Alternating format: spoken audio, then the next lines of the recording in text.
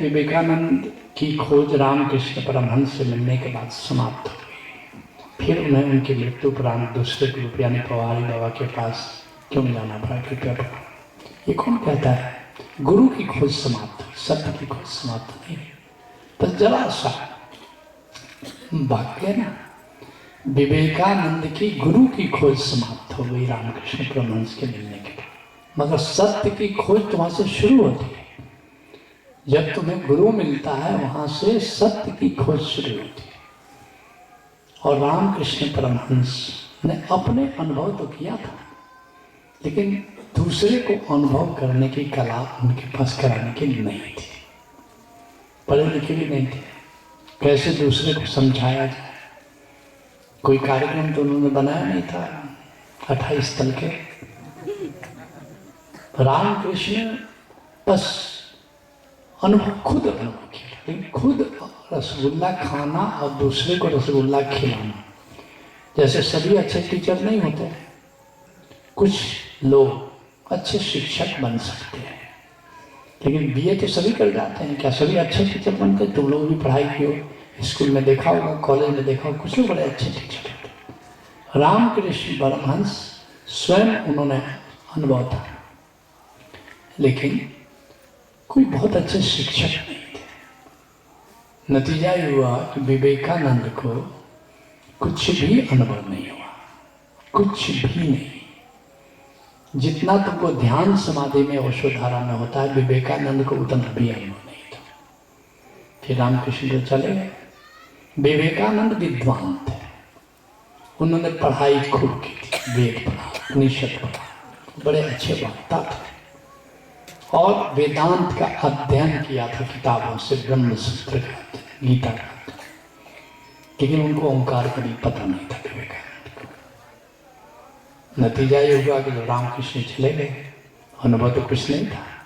अब ये खोजने लगे कि भाई कोई गुरु मिले जो आगे हमें कुछ समझाए, कुछ बताए।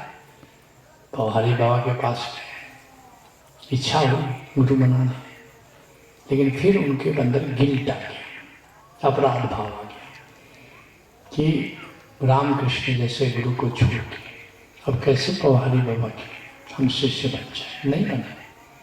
और ये अधिकतर लोगों का ये गिल्ट हो जाता है। एक गुरु किया, उसके अंदर रहे, उससे प्रेम भी हुआ, लेकिन साधना में विकास नहीं हुआ। अब उसको क्या करना चाहिए? निश्चित रूप से जो जीवित गुरु है उसके पास जाना चाहिए। गौतम बुद्ध 99 गुरुओं के पास गए, दत्तात्रेय ने 24 गुरु किए। तो जब तक सत्य न मिले हमको किसी और से ज्ञान लेने में कोई दिक्कत नहीं। हम भारत में पैदा हुए, जीविकोपार्जन के लिए अमेरिका जाते हैं कि नहीं, यूरोप जाते हैं कि नहीं? ऐसा तो नहीं कसम खाते हैं। अब जब भी हम जीविकोपार्जन करेंगे भारत से ही करेंगे, क्योंकि यही हमारी जन्मभूमि है। उसमें संकोच नहीं। ज्ञान पाने के लिए कहीं और जाने में क्यों संकोच? इसलिए हम तो कहते हैं, हम अपने लोगों को कहते हैं कहीं भी जाओ, जहाँ जाने का मन करो करो। बाकी गुरु जल्दी नहीं भेजते हैं। क्यों नहीं भेजते हैं? उनके पास देने को कुछ है नहीं। कहीं चला गया, वहाँ कुछ मिला तो वहीं का नाराज है। हम बिल्कुल आश्वस्त हैं, हमारा घोड़ा कहीं जाएगा, 7 और घोड़े लाएगा। हमें बिल्कुल खतरा नहीं, बिल्कुल डर नहीं। लेकिन बाकी लोगों को अपने घोड़ों से बड़ा खतरा है। ये घोड़ा कहीं और गया, जंगल में रह गया तो फिर नहीं, ये गिल्ट नहीं होना चाहिए। ज्ञान के मामले में कोई बंधन नहीं, सब जगह जाओ। एक साथ 2 की नागरिकता ले लेते हैं लोग, नहीं, यहाँ की भी नागरिकता NRI बन गया, वहाँ की भी।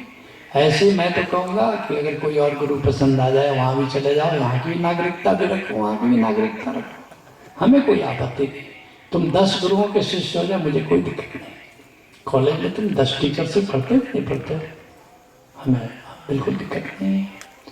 विवेकानंद हिम्मत नहीं जुटा पाए, एक अपराध भाव से ग्रस्त रहे और अज्ञानी की तरह विदा हो गए। ओशो कहते हैं कि रामकृष्ण तो असली फूल थे, विवेकानंद प्लास्टिक के फूल थे। वक्ता अच्छे थे, विद्वान अच्छे थे, भारत की संस्कृति को, भारत के अध्यात्म को, भारत के धर्म को उन्होंने अमेरिका में और पूरे विश्व में फैलाया। इसके लिए विवेकानंद के हम अनुग्रही हैं, विवेकानंद का हम सम्मान करते हैं, विवेकानंद के हम सब ऋणी हैं। लेकिन जहाँ तक ज्ञान की बात है, विवेकानंद को कुछ भी पता नहीं था, अज्ञानी ही रह गए, अज्ञानी की तरह विदा हुए और उनमें साहस भी नहीं हुआ कि किसी जीवित गुरु के चरणों में जाएं और कखा गया सिखाना शुरू करें।